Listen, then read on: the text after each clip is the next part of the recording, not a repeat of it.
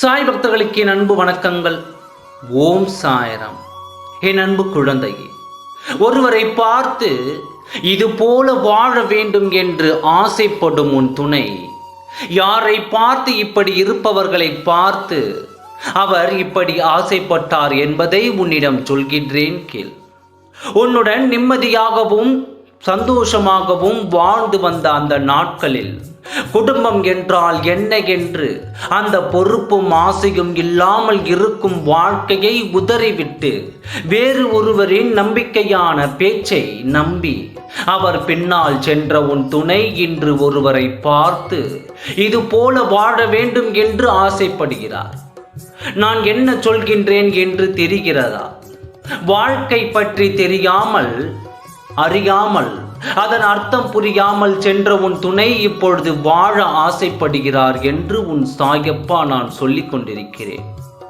உன் துணையின் மனம் எப்படி மாறுகிறது என்று வேதனைப்பட்டாய் அல்லவா?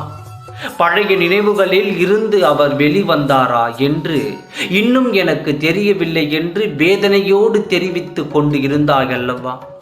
இப்பொழுதும் அவரை சுற்றி பல நபர்கள் இருந்தாலும் அவரும் ஒரு மனம் ஒன்று இருக்கிறது அல்லவா? அந்த மனதில் தான் உன்னை நினைத்து கொண்டு இருக்கிறார். ஆனாலும் இதை பற்றி இப்பொழுது யாரிடமும் சொல்லாமல் மனதிற்குள்ளேயே அழுது கொண்டு எப்பொழுது என் வாழ்க்கை இது போல மாறும் என்று ஒருவரை பார்த்து ஆசைப்பட்டு கொண்டிருக்கிறார். செய்த பலனுக்காக பலன்களை அனுபவித்து கொண்டு இருக்கும் உன் துணை அதை அனுபவித்து முடிக்கும் இந்த வேளையில் தான் குடும்பத்தை பற்றிய நினைவுகள் வந்துவிட்டது.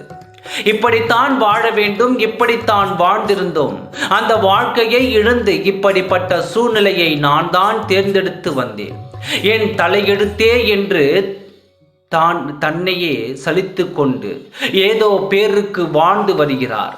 இப்படிப்பட்ட உன் துணையை நான் எப்பொழுது உன்னிடம் சேர்ப்பேன் என்று தானே நீ கேட்கிறாய். காலம் கனிந்து விட்டது. உன்னை தேடி உன் துணை வரும் நேரம் வந்துவிட்டது. ஒருவரை பார்த்து ஆசைப்படும் உன் துணை இது போல சீக்கிரம் வாழ்ந்து காட்ட வேண்டும் என்று ஆசைப்படுகிறார். அடிபட்டு திருந்திய பிறகுதான் ஆசை வருகிறது.